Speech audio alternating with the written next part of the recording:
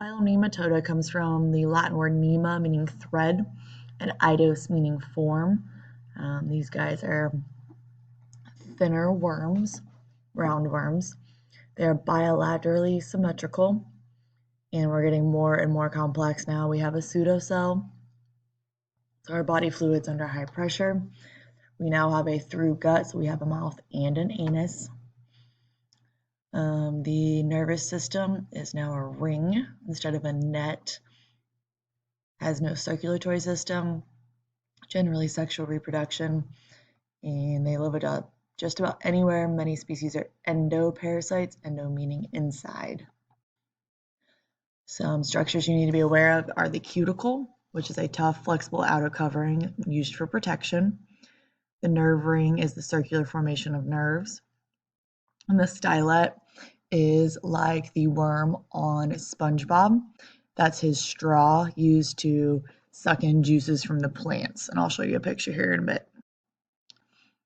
So this right here is the stylet.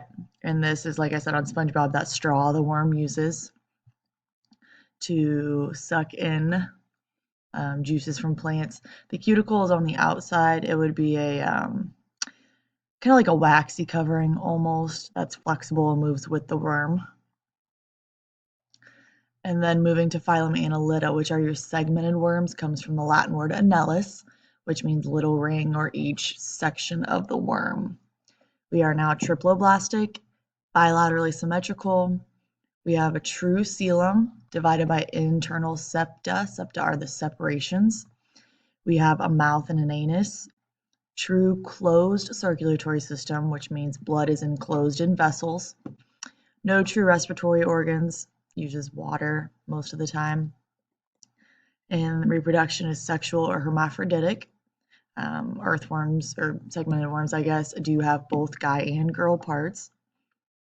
And they can feed on a wide range of material and live in most environments. The septum are the internal walls between segments, and we have those in our hearts. That actually divides the 4 chambers. Setae are bristle-like structures or hair-like structures on the ventral side of the organism, used for movement, so it kind of grabs onto the dirt and then pulls the earthworm forward. The clitellum, used to form cocoons for gamete storage. And the peristomium is the first segment, and I would highlight that and write that, forms the upper lip of the mouth. And I would probably highlight this whole slide. So this shows some of those. The peristomium is this kind of lip thing. The mouth is underneath. The setae, which you'll feel in lab, are the hair-like bristles on the ventral side of the organism. The septum are the segments. The clitellum is the thickened ring that is closest to the mouth. And as far as internal, here comes the path of digestion. You have your mouth. The pharynx sucks food into the esophagus. The esophagus leads from the pharynx to the crop. Food is stored in the crop. Gizzard is where the food is ground up, which leads to the intestine, and then finally waste exits out of the anus. I would probably highlight the crop and the gizzard. I would also highlight that they have a closed circulatory system, which means the blood is contained within blood vessels. And we'll see the difference with the crayfish. They have an open circulatory system.